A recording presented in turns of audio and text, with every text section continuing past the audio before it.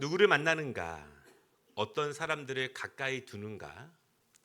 나는 어떤 사람들로부터 신앙적인 영향을 받고 있는가?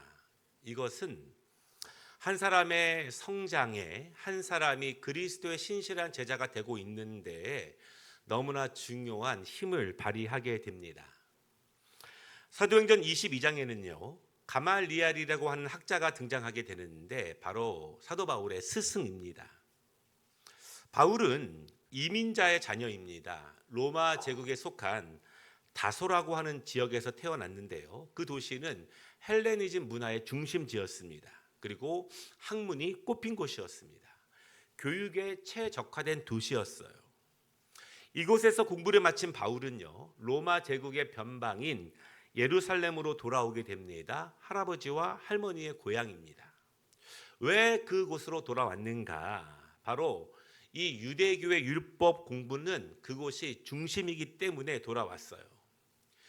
그리고 바울은요, 가말리엘의 문화생으로 들어가게 됩니다. 그리고 나중에는 그의 제자에 그치는 것이 아니라 수제자가 됩니다. 가말리엘은요, 이스라엘의 어떤 정치적인 신앙적인 어떠한 회의체인 사내들인을 움직일 수 있는 실질적인 권력자였습니다. 지금 이런 나라들, 특별히 이란을 보면은요, 어떤 정치적인 대통령보다 종교 최고 지도자가 실질적인 권력을 가지고 있는 것과 굉장히 비슷해요. 이 가말리엘은요, 대랍비 이렇게 불리기도 했고 최고의 랍비라는 의미로 라반 이렇게 불리기도 한 사람입니다. 그 아래서 바울은 최고의 스승을 모시고 최고의 공부를 했습니다. 누구나 인정할 만한, 누구도 인정할 수밖에 없는 실력자가 바울은 되었습니다. 그런데 이 가말리엘은요, 힐렐이라고 하는 사람의 손자인데요. 힐렐은 유대인들이 지금도 이 모세의 버금가는 율법학자로 추앙하는 인물입니다. 모세는 율법을 받은 사람이고 힐렐은 율법을 가장 정확하게 해석한 사람으로 지금까지 제2의 모세 그렇게 알려진 사람이에요. 힐렐도 모세처럼 120년을 살았습니다. 모세는 이집트에서 40년을 살고 공부했지요. 힐렐은 바벨론에서 태어나서 40년을 배우고 살았습니다. 모세는 하나님이 부르실 때까지 40년 동안 광야에서 보냈습니다. 힐렐은 40년 동안 랍비 학교에서 수행자로서 보냈습니다. 그리고 모세와 힐렐 모두 나머지 40년은 민족을 신앙적으로 이끌면서 살아온 사람이에요. 그래서 바울은요, 무엇으로 보나 최고의 스승에게서 최고의 학문적 배경에서 공부했고 힐렐과 가말리엘을 잇는 최고의 학자였습니다. 그래서 그는 그렇게 열정적이고 능력 있게 자신 있게 그가 배우고 그가 확신을 가진 신념을 가지고 예수를 핍박했고 교회를 무너뜨렸고 믿음의 사람들을 박해 나갔습니다. 그가 하고 있는 모든 행동들은 그저 하는 것이 아니라 그가 가진 신념에 의해서 그 일들을 해 나아갔죠. 바울은 실로 그가 배운 학문으로부터 그리고 그가 배운 스승으로부터 지대한 영향을 받고 산 사람입니다. 누구에게 영향을 받고 누구로부터 어떤 목표를 제시받고 어떤 신앙의 삶의 방향을 지도받고 있느냐, 이것은 한 사람의 인생에 있어서 우리가 그리스도를 제대로 닮아가는 데 있어서 너무너무 중요합니다. 여러분들은 내가 주님을 신실하게 닮아가는 제자로서 누구로부터 가장 많은 신앙적 영향을 받고 있습니까? 그러나 어떤 사람, 그것보다 더 중요한 것이 있습니다. 그것은 그리스도를 대면하는 것입니다. 그리스도인이 그리스도를 영적으로 대면하지 못한다면, 삶을 통해서 실제적으로 대면하지 못한다면 마치 산을 보지는 못하고 산을 가리고 있는 뿌연 안개만 보면서 신이라고 생각하는 모습과 같아요. 바울이 그랬습니다.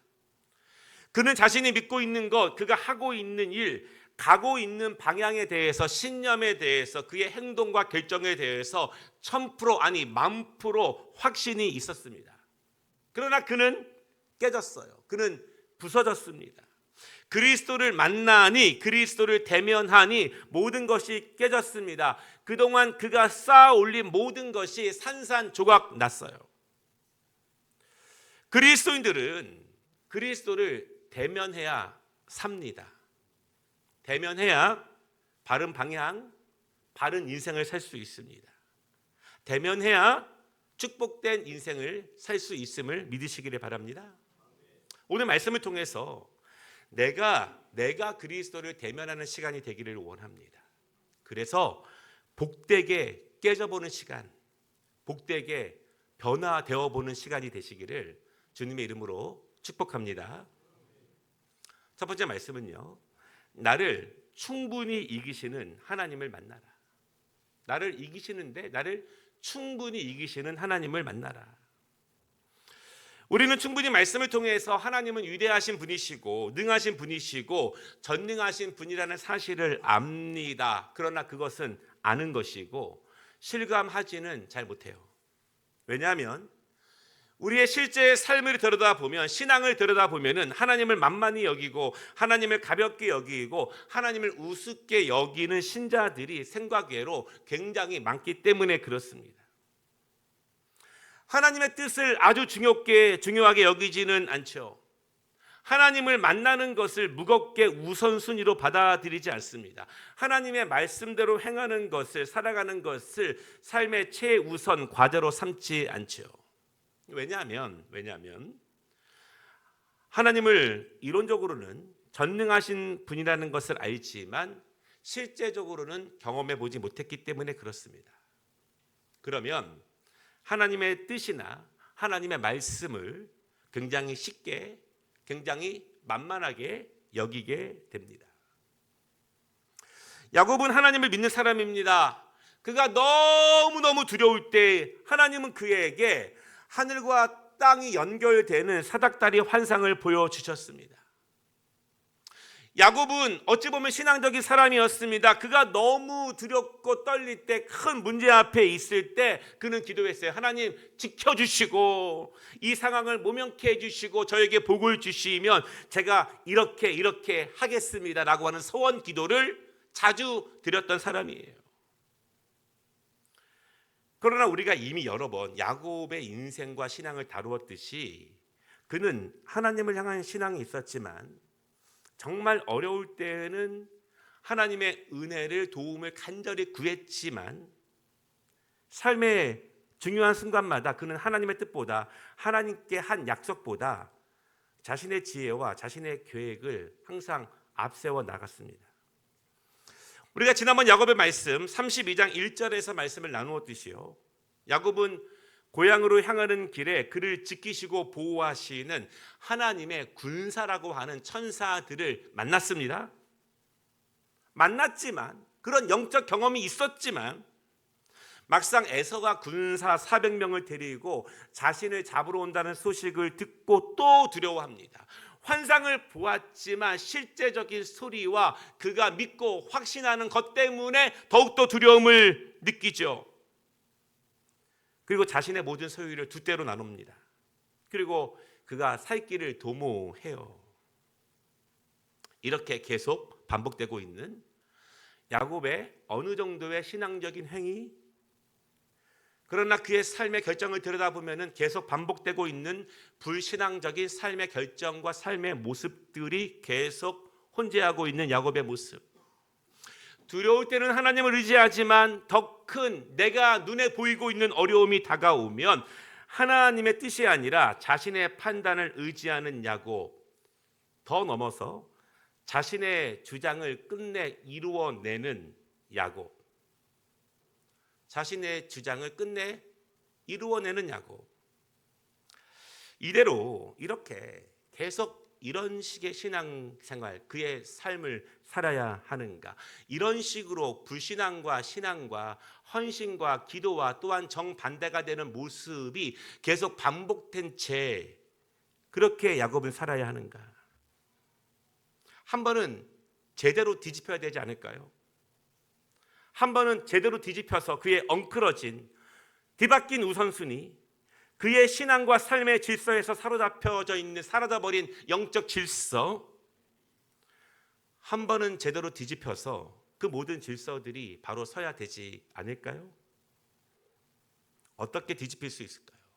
어떻게 영적 질서가 바로 잡힐 수 있을까요? 하나님을 대면해야 합니다.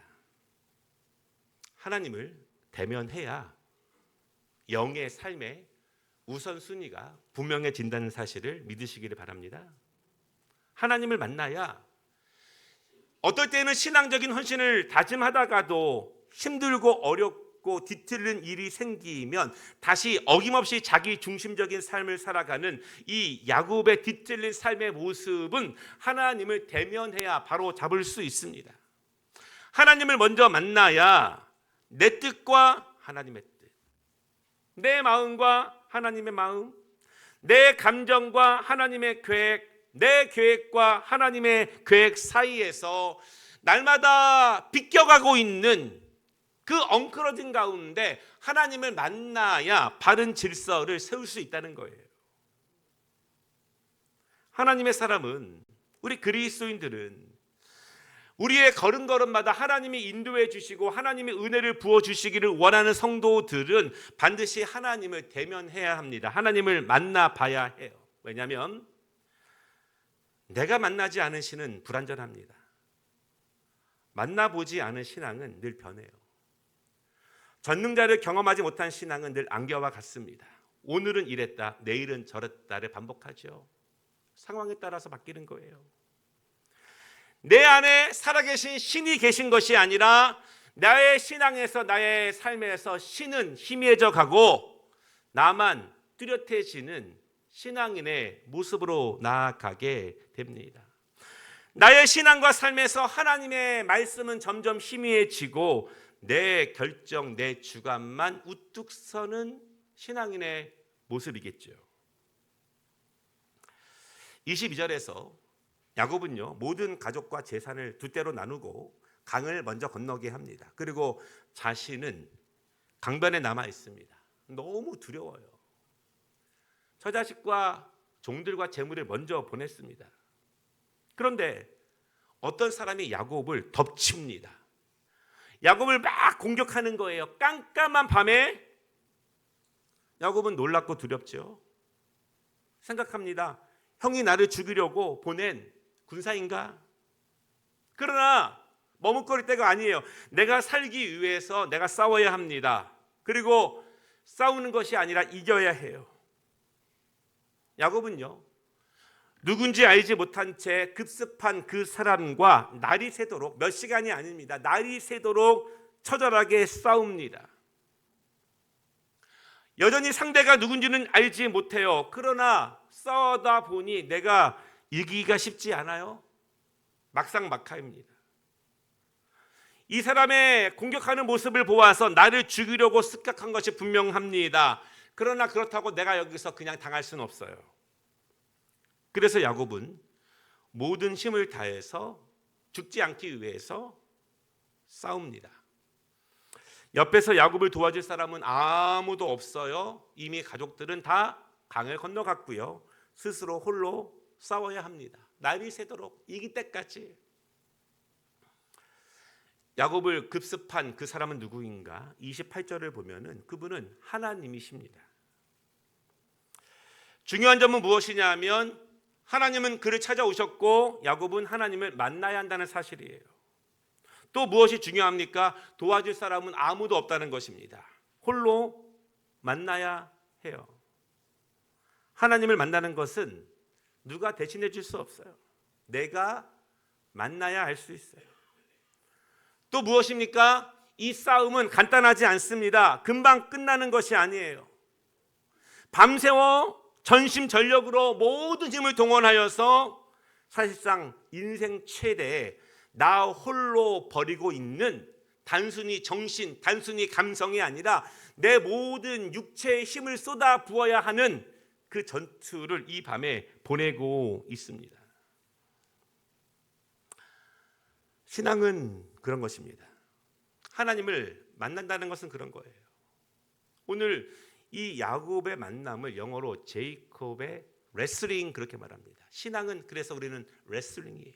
단순히 지성적인 노름도 아니고 단순히 감정의 흐름도 아니고 우리의 육신을 통해서 우리의 삶을 통해서 나에게 닥쳐오는 수많은 적들과 실질적으로 내 힘을 모아서 땀을 내어서 격전을 벌이고 있는 그것이 신앙의 모습이에요. 피한다고 해결되는 것도 아니고 마음으로 되는 것도 아니고 실제 전투를 날마다 벌이고 있는 것이 신앙의 참 모습입니다. 간단히 어떤 감동으로 어떤 울림으로 어떤 희미한 안개만을 본 것으로 충분하지 않은 것이 신앙의 모습이에요. 내가 대충 하나님을 만나면 하나님을 보는 것이 아니라 안개를 보는 것입니다. 그러면 하나님의 진면목을 몰라요. 안개가 하나님의 능력의 전부인 줄 알고 살아갑니다. 그런데 우리는 더 중요한 사실을 알게 되는데요. 야곱과 씨름하고 있는 이 사람이 하나님이라면 하나님은 힘이 없으신 분인가? 그분은 약하신 분인가? 야곱이 충분히 싸워볼 만하고 그 정도의 힘과 능력만 가지신 분인가? 정말 그런가? 야곱이 그렇게 싸워보면 나도 좀 싸울 수 있는 것이 아닙니까? 나도 좀 만만히 보고 나도 한번 상대해 볼 수 있는 하나님은 그런 분이신가? 그래서 내가 좀 우습게 여겨도 되는 분인가? 그분과 했던 약속은 내가 그분에게 했던 서원은 그냥 가볍게 넘겨버려도 괜찮은 하나님은 그 정도의 가벼운 분인가? 그렇지 않죠. 하나님은 무서운 분입니다. 25절에 그분은 야곱의 환도뼈를 칩니다. 이 야곱의 허벅지 관절이에요. 사람의 몸에서 가장 큰 통뼈라고 합니다. 사실 잘 걷지 못하는 것은 물론이고 허리도 사용하기 어렵고요. 유대인들에게 이 환도뼈에 대한 부상은 남자로서 생명에 대한 중요한 역할을 전혀 하지 못하고 있는 고통으로 알려져 있습니다. 단순히 고관절이 약간 다친 정도가 아니라고 하는 거예요. 야곱과 씨름한 그 사람은 강한 분이에요. 마음만 먹으면 작은 능력을 통해서라도 충분히 야곱의 뼈를 한 번에 부러뜨릴 수 있는 분입니다. 그런데 그분이 야곱과 밤새 씨름을 하고 있는 거예요. 막상 막하의 씨름을 하고 있습니다. 때로는 야곱이 이기는 것 같아요.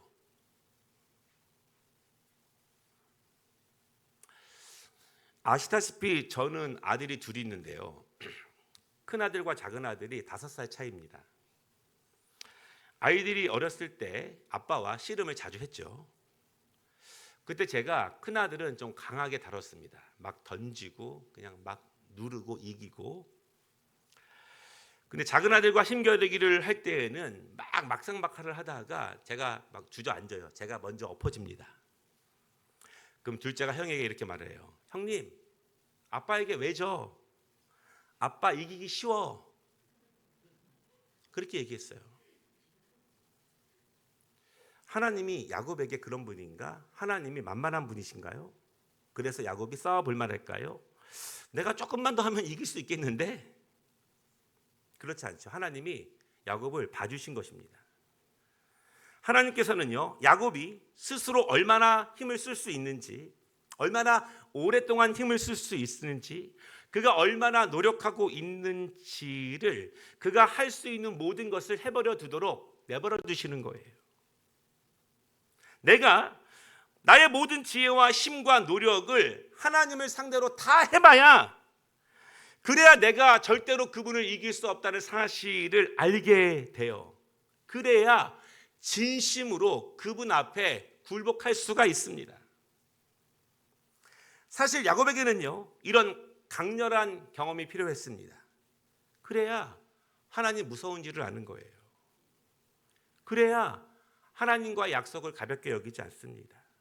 그래야 하나님께 드린 서원을 내가 잊어버려도 내가 안 지켜도, 내가 무시해도 지금은 다른 것이 더 중요해서 다음으로 계속 넘겨도 괜찮은 줄 알아요. 그러나 여러분, 우리는 가벼운 하나님, 늘 나에게 져주시는 하나님이 아니라, 만만한 하나님이 아니라 무서운 하나님을 대면해야 합니다. 그래야 하나님 무서운 줄을 알아요. 그래야 우리는 하나님 앞에 온전히 순복할 수 있습니다. 그래야 하나님께 철저히 무릎 꿇을 수 있어요. 그래야 하나님 앞에 국률하심을 전심으로 구할 수 있습니다. 그래야 하나님의 복이 얼마나 귀한 줄을 알게 되죠. 사랑하는 여러분, 무서우신 하나님을 대면해 보시기를 바랍니다. 그리고 그분의 강함, 나를 충분히 이길 수 있는 그분의 위대함을 경험해 보시기를 주님의 이름으로 축복합니다. 두 번째 말씀은요, 만나면 하나님은 야곱을 총체적으로 바꾸신다. 총체적으로 바꾸신다. 전인적으로 바뀌신다. 우리는 알다시피 야곱은 아주 영리한 사람입니다. 그는 사리 분별력이 있어요. 어떤 위기를 만났을 때 돌파해낼 수 있는 지혜가 있습니다. 그런 지혜를 총동원하면서 지금까지 살았어요. 그래서 그는 굉장히 중요하다고 여기고 있는 장자권을 형으로부터 얻었습니다. 물론 실패할 때가 있죠. 세상적인 경험이 많은 삼촌에게 속아서 20년 동안 노동으로 수고했지만 그는 그냥 가만히 당하는 사람은 아니었습니다. 지혜를 모아서 결국 삼촌을 넘어섰어요. 그런 똑똑한 야곱이 한밤중에 찾아온 이름 모를 사람과 씨름을 합니다. 자신을 죽일 듯이 덤비고 있는 그 사람에 맞서서 날이 새도록 전투를 벌이고 있어요. 그런데 야곱은 무지하지 않았습니다. 야곱은 모르지 않았어요. 야곱은 그 사람과 씨름을 하며 힘을 맞대며 자신의 모든 것들을 시험해 보면서 어느 순간 알아채기 시작합니다. 이 사람은 내 상대가 아니라는 사실을, 내가 이 사람을 이길 수 없다는 사실을, 그 사람이 지금 나를 대상으로 전력으로 싸우지 않고 있다는 사실을 알게 되죠. 그가 아주 강한 존재라는 것, 그가 지금 나를 봐주고 있다는 사실을 야곱은 알게 됩니다. 야곱은 어리석지 않았어요. 헛똑똑이 아니었습니다. 그의 영성이 완전히 죽지는 않았습니다. 영성이 죽어 있으면 지금 이 이야기가 내 이야기인지도 몰라요. 26절, 그 사람이 먼저 물러섭니다.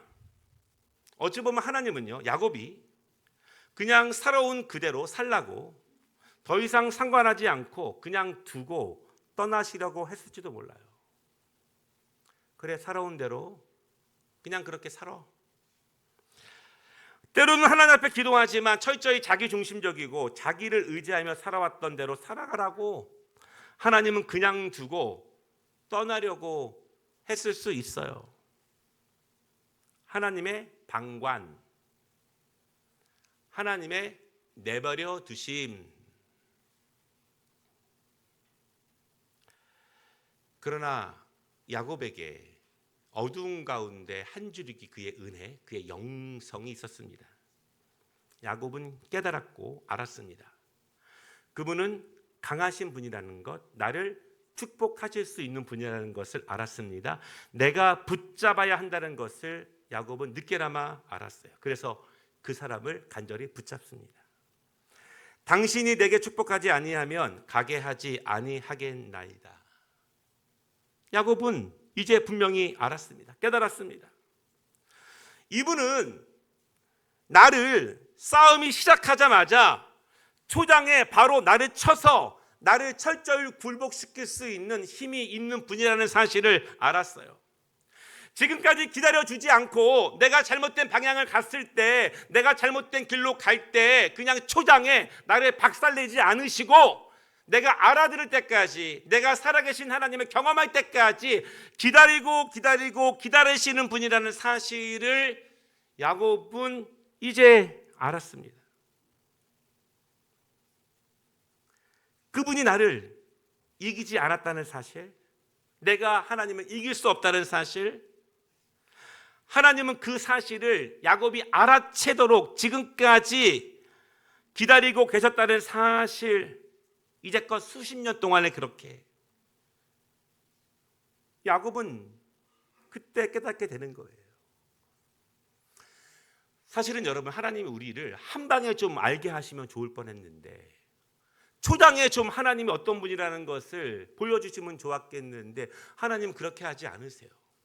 내 생각, 내 의지, 내 판단, 내가 쌓아올린 모든 것 다 동원해서 한번 하나님의 뜻에 맞서 봐라. 하나님은 그냥 두십니다. 그러나 이 야곱에게 있는 한 줄기 영성의 힘이, 은혜의 힘이 지금 나와 싸우고 있는 이분이 어떤 분이라는 것을 깨닫게 하죠. 그리고 그분께 축복을 구합니다. 이 부분이 참 재미있고 놀라운 부분인데요, 여러분 잘 들어보십시오. 야곱은 형에게서 장자의 권리를 얻었습니다. 좀 무리수를 둔 거죠. 왜냐하면 하나님의 축복의 통로가 장자권에 있다고 믿었기 때문에 그는 좀 무리수를 써서 자신의 지혜를 동원해서 원수가 되는 관계 속에서 그 장자권을 빼앗았습니다. 그러나 그가 진정 그 얻은 것처럼 축복된 인생을 살았느냐? 그렇지는 못하죠. 그것은 축복의 권리가 아니었어요. 진정한 축복의 권리는 내가 하나님을 직접 대면하니, 내가 나의 모든 힘과 노력, 나의 인생, 내가 지금까지 살아온 모든 것들을 다 쏟아내고야 진정한 축복의 통로가 어디 있는지를 깨닫는, 내가 대면하고 내가 만나야 알 수 있는 그 축복의 통로를 인정하고 나서야 그는 하나님께 축복을 간청하고 요청합니다. 여러분, 축복이 무엇일까요? 진정한 축복이 무엇일까요? 하나님은 야곱을 총체적으로 바꾸신다고 말씀을 드렸어요. 지금 이 야곱에게 있는 어려운 상황을 모면하는 것이 진정한 축복일까요? 지금 내가 괴로워하는 것, 내가 갈등하고 있는 것, 내가 어려워하고 있는 것, 내가 고통으로부터 벗어나고 있는 것, 그것이 축복일까요? 마음이 괴로운 분들 계십니까? 괴로움은 내가 작동하니까 괴로운 거예요. 그냥 하나님의 뜻으로 단축시키면 그 괴로움은 다 사라집니다. 내가 염려하고 내가 계산하고 내가 무엇을 하려고 하니까 마음이 불편하고 괴로운 거예요. 그러나 하나님의 말씀으로 그냥 딱 놓으면, 결정하면 모든 것은 다 해결되지 않습니까? 야곱은 지금 형 에서가 군대를 몰고 온다는 것이 야곱의 가장 큰 고통입니까? 그래서 지금 그것을 벗어나기 위해서 그는 여러 가지 일들을 했습니까? 그러나 27절에 그 사람은 야곱에게 이름을 물으십니다. 야곱이 자신은 야곱입니다 이렇게 답을 하죠. 그때 그분이 28절에 이렇게 말해요. 내 이름을 다시는 야곱이라 부를 것이 아니요 이스라엘이라 부를 것이니 이는 내가 하나님과 및 사람들과 겨루어 이겼음이니라. 아멘. 오늘 야곱은요, 하나님을 만났습니다. 그러나 처음에는 하나님인 줄 몰랐어요. 몰랐으니 그렇게 있는 힘 없는 힘 동원해서 맞서 싸웠죠. 그는 사실 하나님이 어떤 분인지 모르는 인생을 살아왔습니다. 왜냐하면 하나님을 만나본 적이 없으니, 조상들로부터 아버지로부터 들은 하나님만 알고 있었으니, 직접 대면해 보지 못했으니, 하나님이 어떤 분인지 몰랐기 때문에 하나님인지 모르고 맞서 싸웠죠.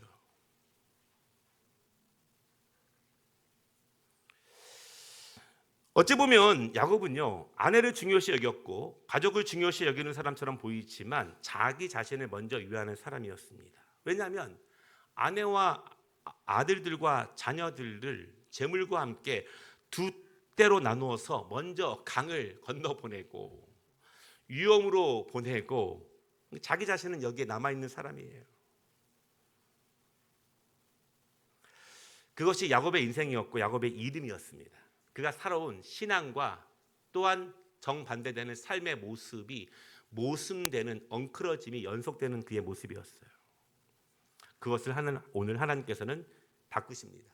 하나님께서 직접 야곱을 찾아오셨고 야곱이 온갖 힘을 다 써보도록 지켜보셨고 그 후에야 야곱이 스스로 지금 내가 만나고 있는 분이 누구인지를 알게 하셨습니다. 야곱이 정말 무지하지 않다면 하나님을 인정할 수밖에 없도록 지금 자신을 향해서 말씀하고 있는 하나님의 말씀을 이제는 알아챌 수 있도록 하나님이 직접 찾아오셨어요. 후대 사람들은 야곱이란 이름을 발꿈치를 잡는 사람, 술수를 부리는 사람, 자기 지혜를 의지하여 자기 중심으로 세상을 보는 사람 이렇게 해석을 했습니다. 그러나 하나님께서는 오늘 야곱을 만나시고 그의 이름을 이스라엘로 바꾸셨습니다. 그 뜻은 하나님이 다스리신다, 하나님이 보호하신다 이런 의미예요.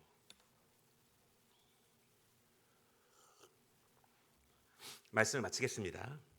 무엇이 신앙일까요? 무엇이 믿음일까요? 결국 총체적으로 자기 중심적인 사람이 하나님의 다스리심을 받고 하나님 중심적으로 살아가고 있는 것이 신앙이고 믿음이에요. 계속 그것을 위해서 삶의 내 안에 환경에 수많은 대적들과 씨름하며 분투하며 이겨내는 과정을 우리는 신앙이라고 부르고 믿음이라고 부릅니다. 그런 면에서 우리 모두는 야곱입니다. 그러나 하나님을 만나면 하나님을 대면하면 우리는 하나님을 보호하심과 다스리심을 받는 이스라엘이 될 수 있습니다. 그러나 하나님을 대면하지 못하면 하나님의 강함을 내가 직접 경험해 보지 못하면 그래서 그분 앞에 자기를 부인하고 철저히 굴복하지 않으면 우리는 계속 야곱으로만 살아가게 될 것입니다. 야곱이 오늘 무엇을 두려워했죠? 무엇을 피하고 싶어서 지금 그가 왜 여기에 있죠? 에서가 무서워서였습니다. 그래서 다 갖다 바쳐서라도 그를 살고자 했습니다. 그러나 하나님은 에서를 만나기 전에 야곱을 찾아오셨고 그를 만나 주셨습니다. 33장 3절부터 이렇게 말합니다. 그의 형 에서에게 가까이 가니 에서가 달려와서 그를 맞이하여 안고 목을 엇맞추고 그와 입 맞추고 서로 우니라. 아멘. 다른 데 이유가 있는 것처럼 보이지만 하나님이 개입하셔야 하나님이 바꾸셔야 결국 근본 문제가 해결됨을 믿으시기를 바랍니다. 근본 문제는 하나님의 뜻이 이루어져야 근본 문제가 해결된다는 사실을 믿으시기를 바랍니다. 하나님이 주관하셔야 진정한 화평이 찾아오고 평화가 찾아옵니다. 그래서 오늘은 먼저 하나님을 만나야 합니다. 강하신 하나님을 대면하여 그분께 철저히 순복하고 그분이 주시는 은혜와 강건함의 복을 누리시기를 주님의 이름으로 축복합니다.